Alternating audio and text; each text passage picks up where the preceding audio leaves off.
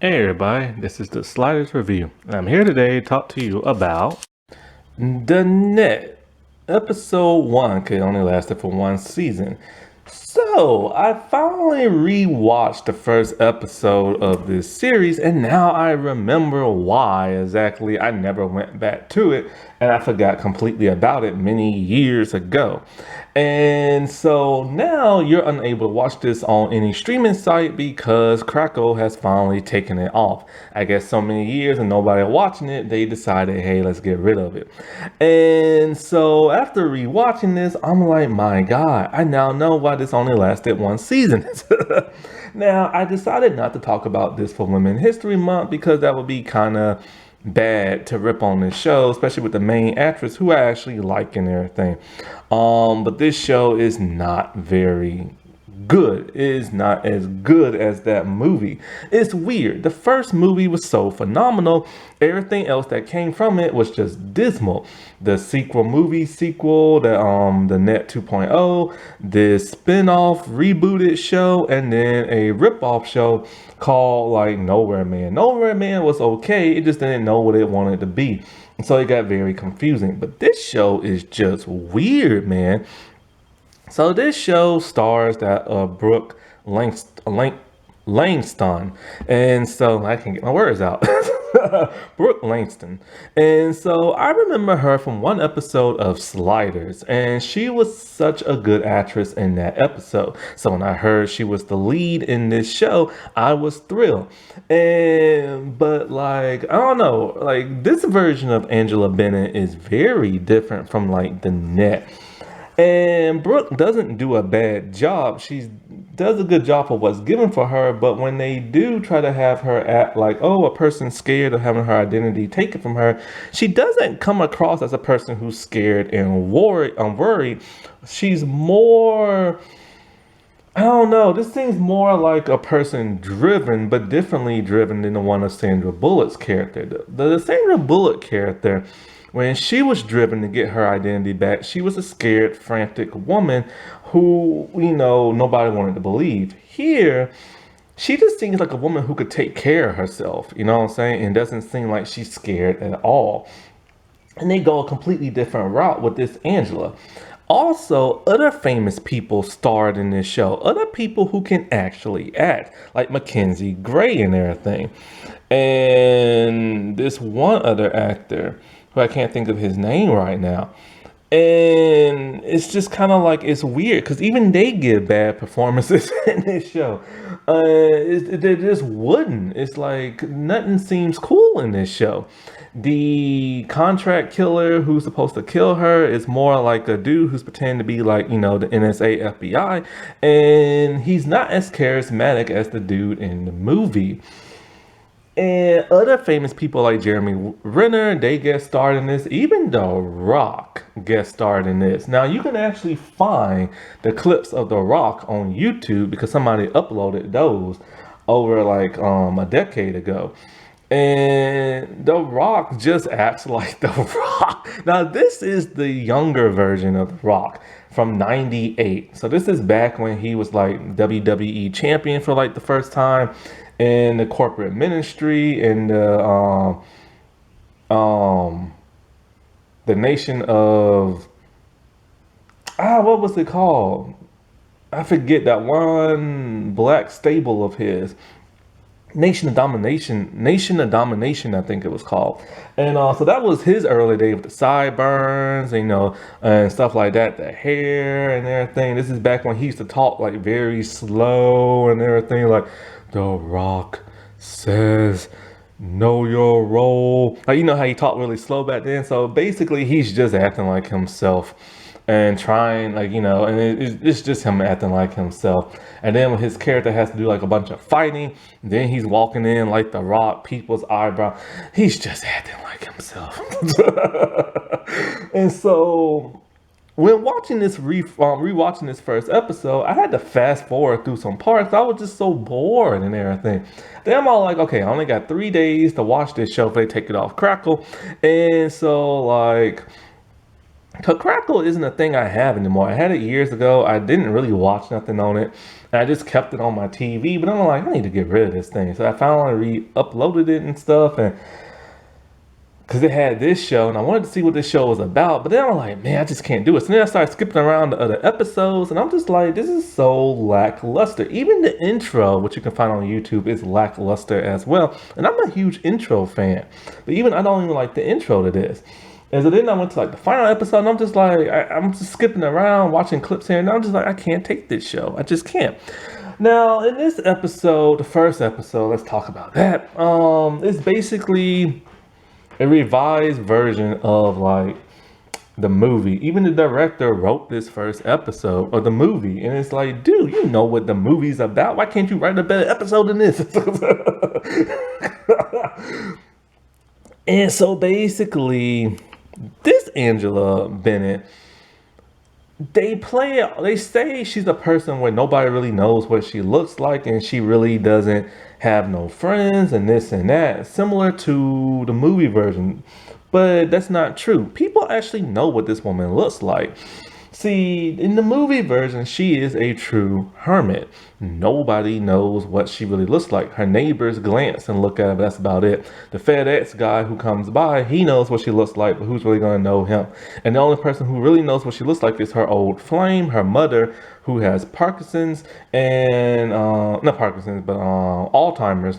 And the boss that hired her, she works from her home.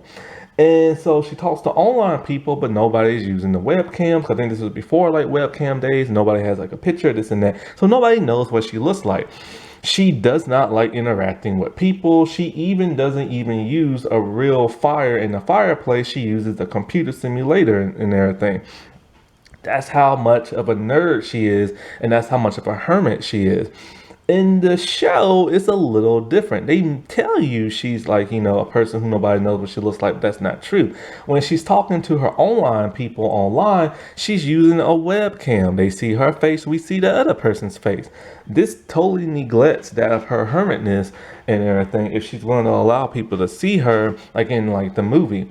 However, she has a friend who eventually that she met. This friend, was supposed to be, she was like homeless on the street. What's the name gave her a chance, let her live there sometimes, let her stay there to watch her apartment, helped her get a job. So this woman's all like thanks her for like everything. So this woman isn't exactly antisocial. She's very social and everything. So it makes you wonder, when she has her identity stolen, how do people not recognize her? Now in this version, her mom is dead and her dad had walked off when she was little. And so like, just like in the movie, there's a woman, or instead of a man flying a plane, which never made no sense how he crashed his plane into something, unless they hacked into like the computer on his plane and just crashed it that way. There's a woman driving, and somebody hacked through her GPS, and when she's talking on the cell phone and everything, she crashes her car into something. You think, okay, she crashed it because she's talking on the phone, but no, it's because I guess they hacked the car or something like that. I don't know. But this is in '98. They didn't have cars like that that can drive by themselves and all this other stuff. So I still don't know how she crashed it. But anyway, she crashed it. So it sets it up similar to that of the movie. Okay, fine. She's talking to one of her online people and stuff like that, and they send her like that program with the same cyber terrorist people from the movie. So they use that same name, Petroleum or something like that. I can't remember what the name. I can't remember what the name is. Yeah, I know what the jelly is. Anyway, I just forget their names. So anyway, she, instead of doing it on her computer, they send it to her in like a laptop. And so when she connects it to her computer, boom, it's all like this freaky cyber sci-fi looking stuff. And she doesn't know what it is, but her laptop is voice activated. Now on this show, they give her a person who she can talk to. Remember like Cyber Bob and everything? Well, in this version, he is the sorcerer. And instead of talking through computers, they mostly talk through like the microphone, and sometimes they talk through chat. And the sorcerer wants nothing to do with her. He's all like, stay out my email, stay out my program, and this and that. And so he's a mysterious person voiced by that of Tim Curry. Anyway, the terrorist people, there's one dude who eats like cashew nuts and everything, and he's talking to like a woman. And so when she goes to the ATM, this is what's so weird. The writing is so bad in the first episode. And I hate ragging on this show because it's now canceled after over a decade, not decade, but 2 decades and everything. And so it's been off the air for at least 24 years. And but I just want to tell you the similarities of how terrible this show is compared to that of the movie. And I just talked about the movie a couple of days ago. And so like she goes to the ATM, right? And the people have already started the process of eliminating her. Oh, by the way, this episode is called Deletion. And so they took all her money and she's confused by that. Within seconds of leaving the ATM, the police arrest her and they're all like, you're under arrest, Liz Marks. They already gave her a new identity and everything. And it's just like, okay, how the heck did they find her so fast? Like, and I guess because the cyber terrorists, they know what ATM she goes to, but how did they know she was gonna go to the ATM that day and use it? You know what I'm saying? So that don't make no sense. I get if it would have happened a couple of minutes after she used it, they could trace her that way. But this happens within seconds. And how did they know she was actually gonna go there? And that's because they know everything about her, just like in the movie. But it's different in the movie. In the movie, she goes on a vacation because nobody knows what she looks like and everything. They know everything about her. And this one contract killer, he woozes and smoozes her and everything to let her guard down. And then he tries to eliminate her on a boat.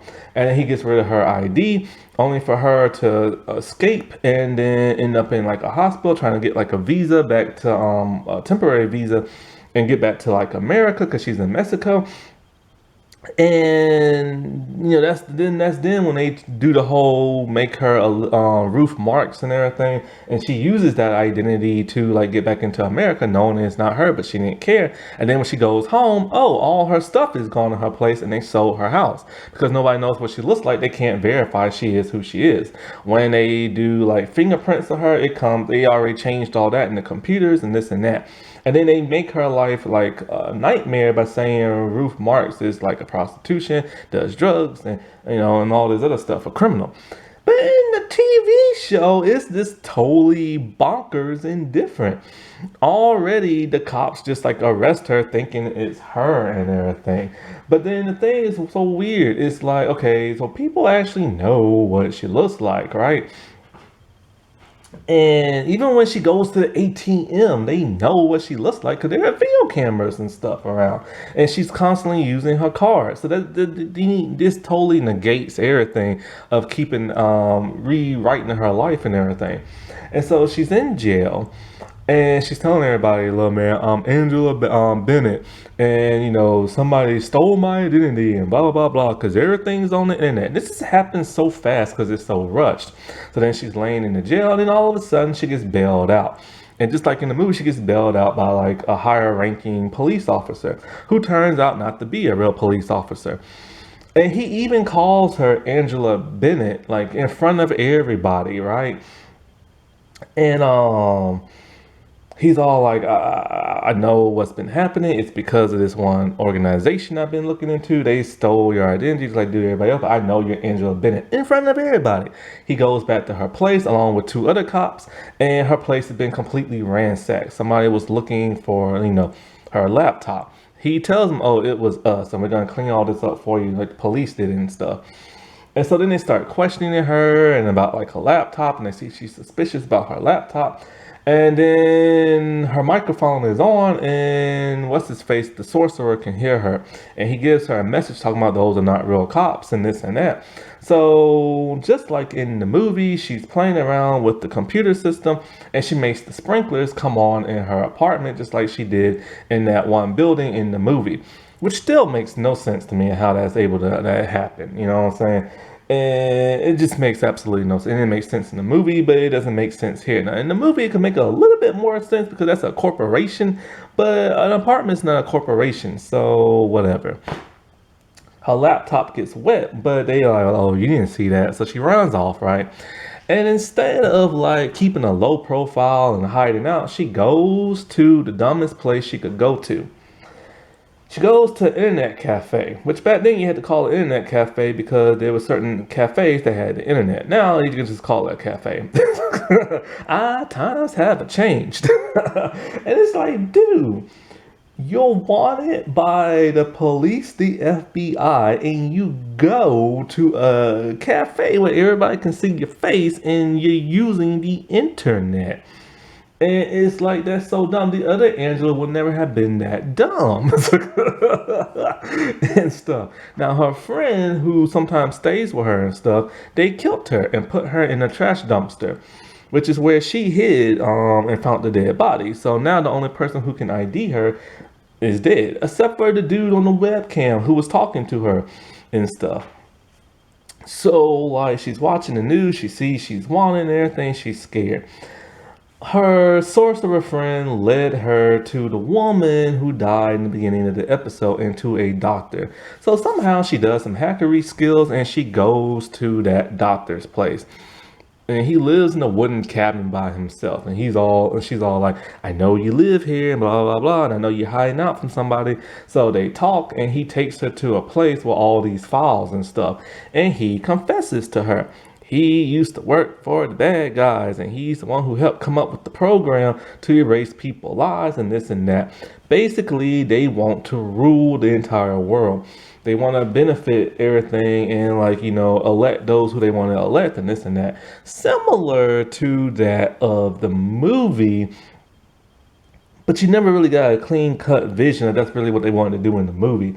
You just thought they was a security program with a back door and they benefit things, stuff like that. But here they're a full on terrorist organization.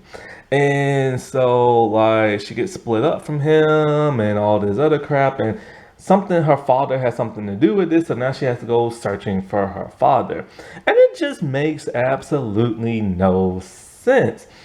The first episode is so rushed, it's not spread out. They expect you to know the movie and everything. And it's like, the things that they changed in here are just dumb and make no sense. Angela never feels like she's a hermit and antisocial.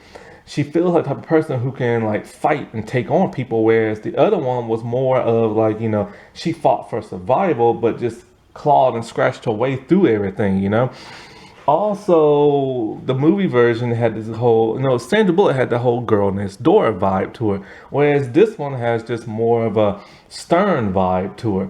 And then it gets weird in other episodes.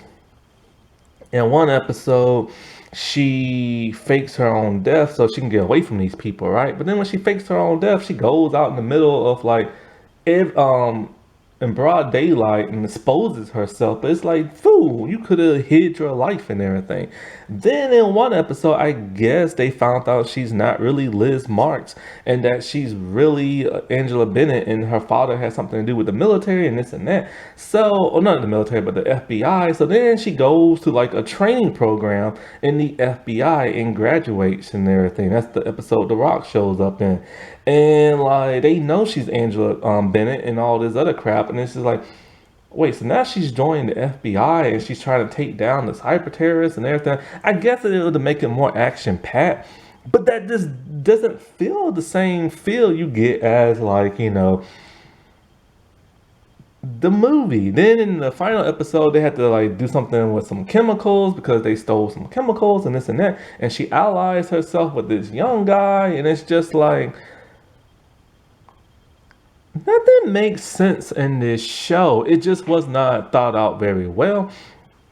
They change Angela's character so dramatically, even in the movie. Even when she's hiding out and she only has a few allies, she rarely talks to anybody unless it's of the importance. Here, she's just talking to everybody.